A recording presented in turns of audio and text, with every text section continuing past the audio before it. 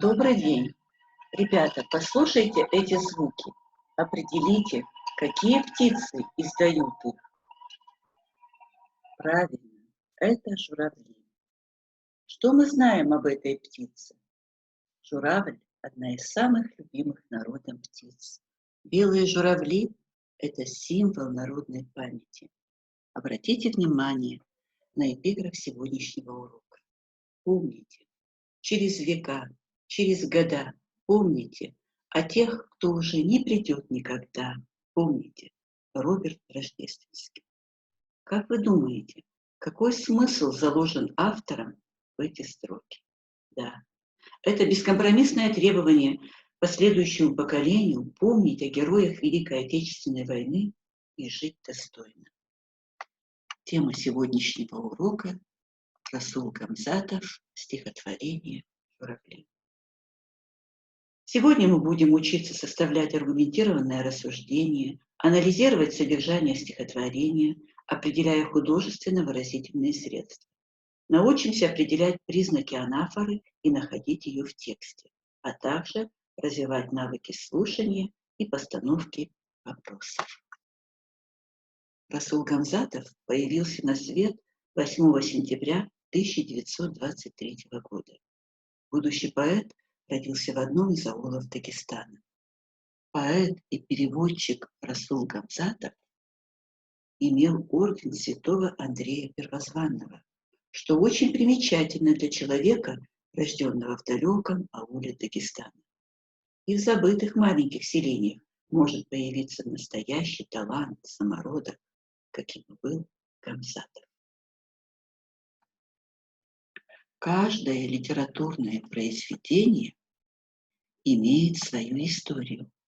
Стихотворение «Журавли» Гамзатова, ставшее песней реквиемом по всем погибшим войнах, в этом плане тоже не исключение. Это стихотворение Расул Гамзатович написал в Японии у памятника Садаки Сасака, умершей от последствий ядерного взрыва. После бомбежки Хиросимы Садаки заболела, но верила, что поправится, если сделает 1000 журавликов. Когда сердце девочки остановилось, она успела сделать ровно половину бумажных птичек. Ее друзья собрали деньги на памятник, ставший символом неприятия ядерной войны. Во время траурной церемонии, когда возле монумента собралась толпа с бумажными журавликами в руках, над головами собравшихся вдруг пролетела стая журавлей. Позже Гамзатов узнал, что в этот момент в Дагестане умерла его мама. На Кавказе тоже существует поверье, будто павшие на поле сражения воины превращаются в журавлей.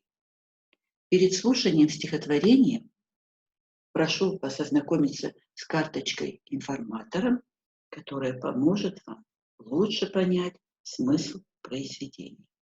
Откройте учебники на странице 225 и следите за чтением стихотворения «Журавли». Журавли. Мне кажется порою, что солдат с кровавых не пришедшие полей не в землю нашу полегли, когда превратились в белых журавлей. Они до сей поры, с времен тех дальних, летят и подают нам голоса. И потому так часто и печально мы замолкаем, глядя в небеса. Летит, летит по небу клин усталый, летит в тумане на исходе дня. И в том строю есть промежуток малый, быть может, это место для меня. Настанет день, из журавлиной стаи я поплыву в такой же сизой мгле, из-под небес птичьи окликая всех вас, кого оставил на земле. Мне кажется порой, что солдат с кровавых не пришедшие полей не в землю нашу полегли когда-то, а превратились в белых журавлей. Прекрасное стихотворение. А теперь приступим к анализу литературного произведения. Почему автор считает, что солдаты превратились в белых журавлей. Все те, кто ушел из этой жизни, ассоциируются у Расула Гамзатова с белоснежными журавлями, которые летят и подают нам голоса. Действительно, журавлиный крик настолько пронзителен и печален, что заставляет задуматься о вечности. Кажется, что эти птицы улетают не в теплые края, а навсегда прощаются со всем тем, что было им дорого.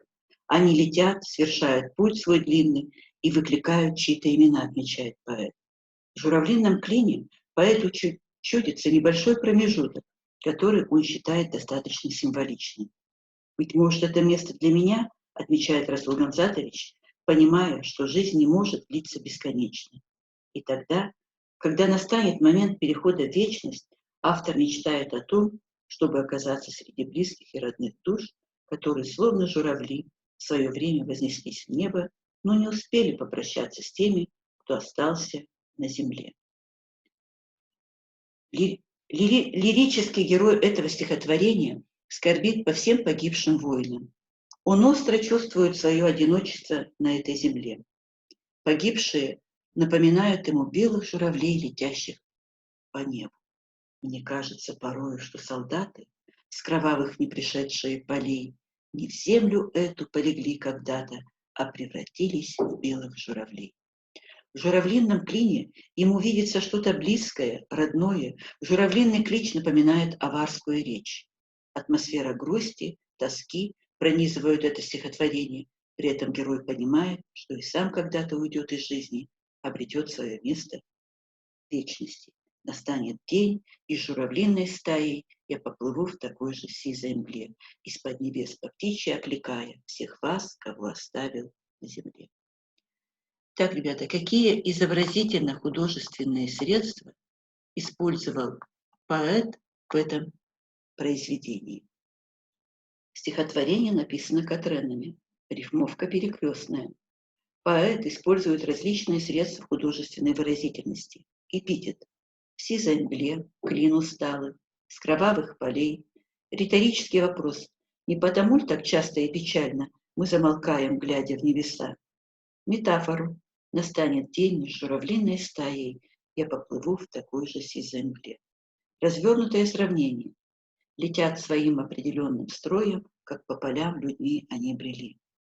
Поэт использует слова и выражения высокого стиля. Полегли, до сей поры, свершают вечернюю порой. Скажите, пожалуйста, какие слова и фразы повторяются в тексте? Правильно, вот эти строки. Летит, летит по небу клин усталый, летит в тумане на исходе дня. Здесь мы видим, что автор использовал стилистический прием, который называется анафора. Определение анафоры дано в вашем учебнике на странице 257. Итак, анафора – это повтор одинаковых слов в начале стихотворной строки или прозаической фразы. Ребята, давайте заполним эту таблицу. Вижу, слышу, чувствую по этому стихотворению. Вижу. Что вы видите? Вижу улетающих журавлей. Слышу. Они выкликают чьи-то имена. Чувствую, что я поплыву в такой же сизой мгле. Давайте напишем виртуальный литературный диктант. В стихотворении «Журавли» рассказывается о воинах, павших в годы Великой Отечественной войны и превратившихся в стаю журавлей. Основную мысль стихотворения можно сформулировать так. Те, кто воевал, кто погиб, защищая Родину, достойны жить в памяти вечно. Каждую весну журавлиным криком небеса напоминают нам о их бессмертных душах, о их подвиге, подарившем нам жизнь. Ключевые слова стихотворения. Превратились, замолкаем, выкликают, клин усталый, к сизой мгле оставил на земле. Художественные изобразительные средства стихотворения, метафоры, превратились в белых журавлей, они до сей поры с времен их дальних, я поплыву в такой же сизой мгле. Эпитеты с кровавых полей, замолкаем печально, определенным строем, клин усталый. Сравнение. Летят строем, как по полям брели. Итак, в этом стихотворении